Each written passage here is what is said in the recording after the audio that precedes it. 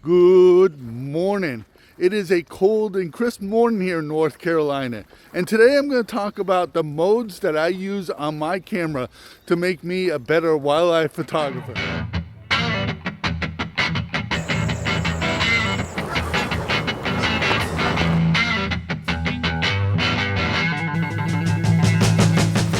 Well, this is going to be one video out of a series of videos on the settings I use on my camera. I think this would be too much of a video to show all the settings I use on my camera all in one video. It would start to get mixed up and jumbled up, and I would get confused, you would get confused, and I don't think you'd get very much out of it. So the first settings I want to talk to you about setting up is setting your camera's mode. That is the way that it takes the pictures. Now there are 4 basic modes that every camera has. There's automatic or program. There is aperture priority, there's shutter priority, and there's manual. And each one of those modes have advantages that the other ones don't have, or in certain situations you want to use this mode versus that mode. And today I want to talk about how you can use different modes to get different effects in your photography. Well, the first mode I'm going to talk about is program mode or automatic, the mode I dislike the most. Program mode means that the camera controls the ISO, the aperture, and the shutter. And when you're talking about the mode of your camera, that's what we're talking about. You're going to control the ISO, the aperture, and the shutter, or what I will refer to as the 3-legged stool for a perfectly exposed image here. The problem that you run into is that if you're taking pictures that are perfectly lit, program mode will work fine. If you're in a situation where you got borderline light, program mode will work okay.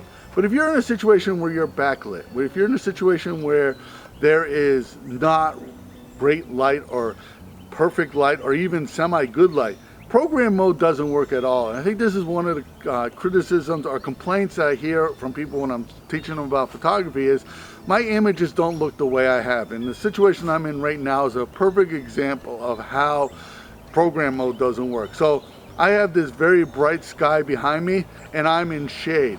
So what's happening is if I was in program mode, the camera would have a tough time deciding what to set the setting to. Does it set the settings to the sky behind me? Does it set it for the forest? Does it set it for me? And if you're in program mode, you really lose control because you don't know which one of those settings or which one of those elements the camera is going to adjust the aperture for. And that can be a deciding factor of if you have a good picture, a great picture, or a picture that you just automatically delete. So the first thing I want you to do is not use program mode. And I'm going to tell you 3 other modes that you can use that will give you a lot more flexibility in photographing and getting those images you see in your mind. The second mode that I'm going to talk about is manual mode. Manual mode is the exact opposite of program mode. Where program mode, it means that the camera does everything. In manual mode, you do everything. You control the ISO, you control the shutter speed, you control the aperture, and the camera just records whatever you tell it to record. I use this a lot when I'm photographing plants. I use this a lot when I'm using a flash. I use this when I'm doing landscape photography. This is a great way to experiment. You're out in the field and you want to see what changing the shutter speed and the aperture to this, what will this do to the image? This is a great mode to use. It's someplace, I would say this is a more intermediate or expert level setting to use. If you're new to photography, I would use either aperture priority and shutter priority, which I'm going to talk about in a second, versus manual mode. But if you're a little bit more experienced or you want to experiment, manual mode is a great mode to use. The next mode I'm going to talk about is shutter priority. Shutter priority is when you say to the camera, shutter speed is more important than the aperture is. So you adjust the shutter speed, the camera adjusts the aperture depending on what your ISO is set to. So a perfect example for shutter priority would be photographing flying birds. So if you're at a water impoundment and you want to photograph waterfowl, which are very fast moving birds, you want to have a fast shutter speed. Generally speaking, when I'm shooting waterfowl, I shoot at 1/3000th of a second. So what I do is I set my camera to 1/3000th of a second, and then the camera adjusts the aperture to an appropriate balanced image. Now, if you're looking through your viewfinder at your subject and you realize that your aperture's opened all the way and it's blinking, it's telling you that the camera needs to open the aperture even more, but because of the limitations of the camera, it can't. To fix this situation is that you would adjust your ISO. You would increase your ISO until that number starts blinking.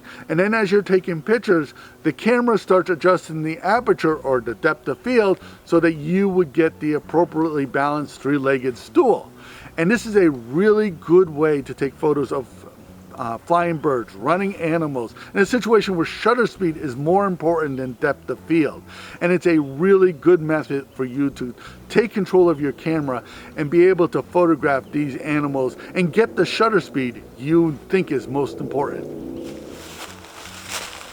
The last mode I'm going to talk about is aperture priority. Aperture priority is a mode I use the most when I'm photographing wildlife. And the reason why I use aperture priority the most is because a lot of times I want to have a shallow field of focus. And the way you do that is you open your aperture all the way. And that will give you the shallowest field of focus that you can have. And the reason why I want a shallow field of focus is I want the animal to be a very dominant element in the photograph. And the way that occurs is having it in focus or just having the eye in focus.